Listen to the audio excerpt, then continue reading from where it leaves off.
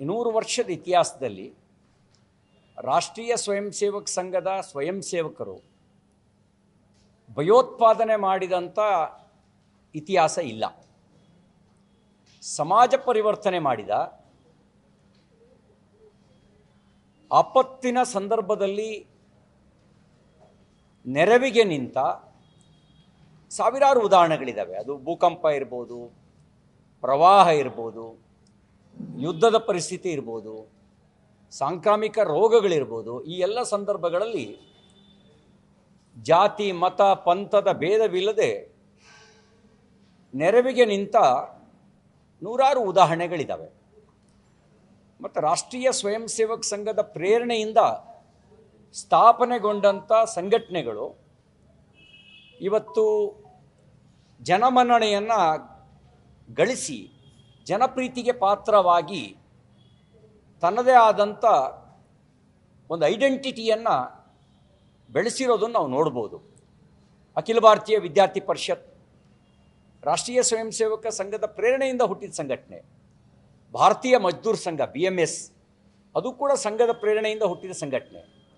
ಭಾರತೀಯ ಜನಸಂಘ, ಭಾರತೀಯ ಜನತಾ ಪಾರ್ಟಿ ಸಂಘದ ಪ್ರೇರಣೆಯಿಂದ ಹುಟ್ಟಿದ ಸಂಘಟನೆ. ವಿಶ್ವ ಹಿಂದೂ ಪರಿಷತ್ ಅದು ನಿರ್ಣಯ ಮಾಡಿದ್ದೇನೆ, ನ ಹಿಂದೋ ಪತಿತೋ ಭವೇತ್, ಯಾವೊಬ್ಬ ಹಿಂದೂವು ಕೂಡ ಅವನು ಪತಿತ ಅಲ್ಲ ಅನ್ನುವಂಥ ಮಾತನ್ನು ಹೇಳಿದ್ದು ಮಾತ್ರ ಅಲ್ಲ, ಹಿಂದೋ ಸೋದರ ಸರ್ವೇ, ಪ್ರತಿ ಹಿಂದೂಗಳು ಸೋದರ ಸಮಾನರು ಅನ್ನುವಂಥ ಭಾವೈಕ್ಯತೆಯ ಸಂದೇಶವನ್ನು VHP ಸಾರ್ತು. ಹೀಗೆ ಮಾತ್ರ ಅಲ್ಲ, ಸೇವಾ ಭಾರತಿ ಅಂತ ಸಂಘಟನೆಗಳು, ವಿದ್ಯಾಭಾರತಿ ಅಂತ ಸಂಘಟನೆಗಳು ಸಮಾಜಕ್ಕೆ ತನ್ನದೇ ಆಗಿರ್ತಕ್ಕಂಥ ಸಕಾರಾತ್ಮಕ ಕೊಡುಗೆಗಳನ್ನು ಕೊಡ್ತಾ ಇದ್ದಾವೆ. ಹೀಗೆ ಸಕಾರಾತ್ಮಕ ಕೊಡುಗೆಗಳನ್ನು ಕೊಡ್ತಿರುವ ಸಂಘಟನೆಗಳನ್ನು ನೀವು ನಕಾರಾತ್ಮಕ ಅಂತ ಹೇಳೋದೇ ನಿಮ್ಮ ಮನಸ್ಸಿನ ನಕಾರಾತ್ಮಕ ಧೋರಣೆಯನ್ನು ಪ್ರತಿಬಿಂಬಿಸುತ್ತೆ.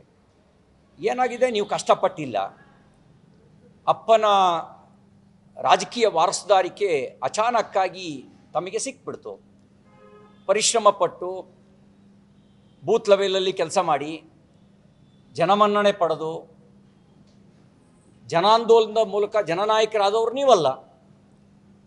ನಿಮಗೆ ರಾಜಕೀಯ ವಾರಸುದಾರಿಕೆ ಅದ್ರ ಜೊತೆಗೆ ಬೇರೆ ಬೇರೆ ವಾರಸುದಾರಿಕೆಗಳು ಅಚಾನಕ್ಕಾಗಿ ಸಿಕ್ಬಿಡ್ತು. ಅದು ಸಿಕ್ಕಿರೋದ್ರ ಅಹಂನಲ್ಲಿ ನೀವು ಅಸಂಬದ್ಧವಾಗಿ ಮಾತಾಡ್ತಿದ್ದೀರಿ ಅಂತ ಅನಿಸುತ್ತೆ. ಉದಾಹರಣೆ ಕೊಡಬೇಕಾದ್ರೆ ನೀವು ಬೇರೆ ಬೇರೆ ಉದಾಹರಣೆಗಳನ್ನು ಕೊಟ್ಟಿದ್ದೀರಿ. ಬಸವಣ್ಣನವರ ನಮ್ಮದು ಬಸವ ತತ್ವ ಅಂತ ಹೇಳಿದ್ದೀರಿ.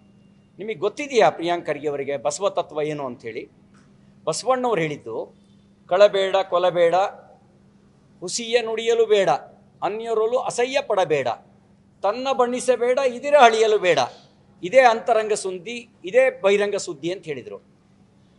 ನೀವು ಭ್ರಷ್ಟಾಚಾರದ ಕಳಂಕವೇ ನಿಮ್ಮ ಪಾರ್ಟಿಗಿದೆ, ಭ್ರಷ್ಟಾಚಾರದ ಪಿತಾಮಹರೇ ನಿಮ್ಮ ಪಾರ್ಟಿಯವರಾಗಿದ್ದೀರಿ.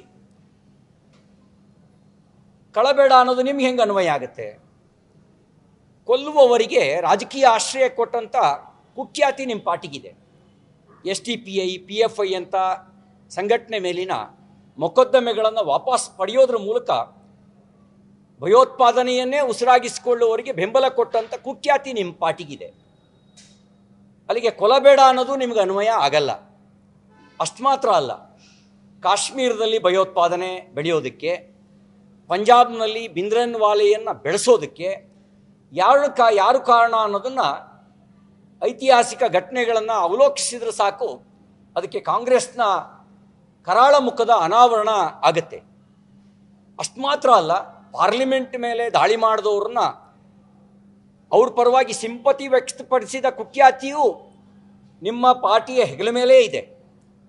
ಇದಿಷ್ಟು ಮಾತ್ರ ಸಾಲದು ಅಂಥೇಳಿ ಕುಕ್ಕರ್ ಬಾಂಬ್ ಹಾಕಿದವ್ರನ್ನ ಬ್ರದರ್ಸ್ ಅಂದವರು, ಅಂಥವರಿಗೆ ಕುಮ್ಮಕ್ಕೆ ಕೊಡ್ತಕ್ಕಂಥವ್ರು, ಗೋಹತ್ಯೆ ಗೋ ಹಿಂಸೆ ಅದನ್ನು ನೋಡಿಕೊಂಡು ಓಟಿನ ಆಸೆಗೋಸ್ಕರ ಮೌನವಾಗಿರ್ತಕ್ಕಂಥವ್ರು.